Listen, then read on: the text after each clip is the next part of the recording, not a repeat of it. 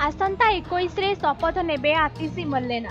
दिल्ली मुख्यमंत्री भावे cabinet minister शपथ पाठ करेंगे। दलर समस्त नेता सर्वसम्मति परे दायित्व दि जाइछि। आतिशी आउ दुई नुआ सदस्य शपथ पाठ करेंगे। प्रथमे दिल्ली पूर्व मुख्यमंत्री अरविंद केजरीवाल निज इस्तफा पत्र उपराज्यपाल को देइथिले। पर आतिशी सरकार गठन पर प्रस्ताव रखिथिले। 21 रे शपथ ग्रहण उत्सव कराजिबो बोली आप दल तरफ प्रस्ताव रखा जाइथिला। उपराज्यपाल समस्त प्रस्ताव राष्ट्रपति निकट को पठाइथिले। राष्ट्रपति एथिरे मोहर मारिबा परे सूचना दिया जाइछि। जदि देखिबा आतिशी अधीन रे 13टी विभाग कार्यकारी करुछि। या छडा अनेक गुरुत्वपूर्ण विभाग मध्य आतिशी अधीन रे रहिछि। शिक्षा, राजस्व, शक्ति भली महत्वपूर्ण विभाग रे आतिशी काम करुछन्ति।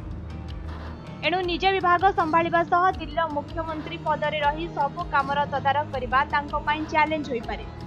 तेबे आतिशी आसंता 21 रे शपथ ग्रहण करिवे। नुआ सरकार सह नुआ कैबिनेट मंत्री माने मध्य तांको सह शपथ नेबे। आतिशी कार्यकाल बहुत कम समय पाई रहिबो, कारण आसंता वर्ष फेब्रुआरी रे दिल्ली रे मतदान हेबाकू जाउछि। एहा पूर्वरु राजधानी रे आदर्श आचरण विधि लागू हेबो। एणु नुआ मंत्रिमंडल पाखरे बहुत कम समय रहिबो और अनेक चैलेंज मध्य रहिबो।